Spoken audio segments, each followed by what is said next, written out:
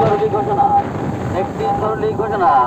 ঘূর্ণিঝড় রেবেল দক্ষিণ বঙ্গোপসাগরে অবস্থান করায় এখন 10 নম্বর মহাবিপদ সংকেত দেখিয়ে যেতে বলা হয়েছে। ঘূর্ণিঝড় রেমালের অগ্রভাগ ঢুকে পড়েছে সাতক্ষীরার উপকূলীয় অঞ্চলে। সাতক্ষীরায় বাঁধ উপচে লোকালয়ে পানি প্রবেশের আশঙ্কা বিরাজ করছে উপকূলের চিংড়ি ও কাঁকড়া চাষিদের মধ্যে। ঘূর্ণিঝড়ের পূর্বাভাস পাওয়ার পর থেকে ওই এলাকার মানুষ চিন্তিত হয়ে পড়েছেন।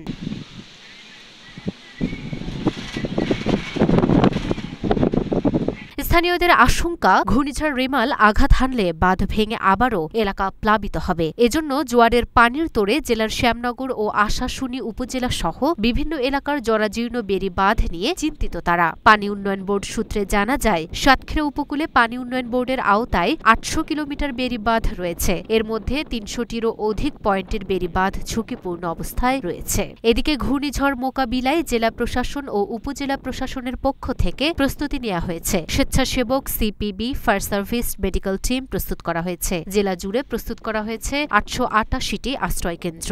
হয়তো নিম্নচাপে যদি সৃষ্টি হয় এবং নিম্নচাপ থেকে যদি ঘূর্ণিঝড়ে রূপান্তর হয় তাহলে, এবং সেটি যদি আমাদের উপকূলে আঘাত হানে, ঘূর্ণিঝড়ের গতি প্রকৃতি কিন্তু প্রতিনিয়ত চেঞ্জ হয়। তো এখন আমরা নিশ্চিত নই।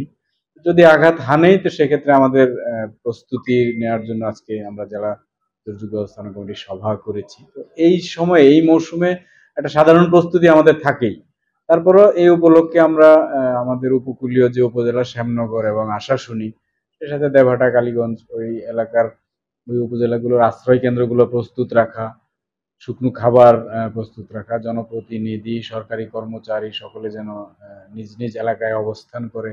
সংখ্যাটা এই মুহূর্তে এক্স্যাক্টলি আসলে আমাদের ধরেন উপকূলীয় 2 উপজেলার যেগুলা সবচেয়ে ঝুঁকিপূর্ণ ইউনিয়ন, গাবুরা, পদ্মপুকুর, তো ওই ইউনিয়নগুলোর যত মানুষ সেখানে বসবাস করে সবাইকে অ্যাকোমোডেট করার মতো ব্যবস্থা আমাদের রয়েছে। আমাদের আশ্রয় কেন্দ্র ছাড়াও ধরেন ওই এলাকার যেগুলো, যাদের পাকা বাড়িগুলো রয়েছে, আমরা সেগুলোকে মানে আশ্রয় কেন্দ্র হিসেবে ব্যবহার করতে পারবো, সেরকম প্রস্তুতি আমাদের রয়েছে।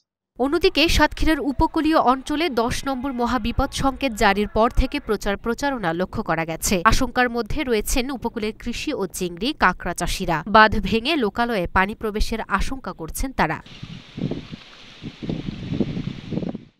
Luna Afroz, Dhaka post.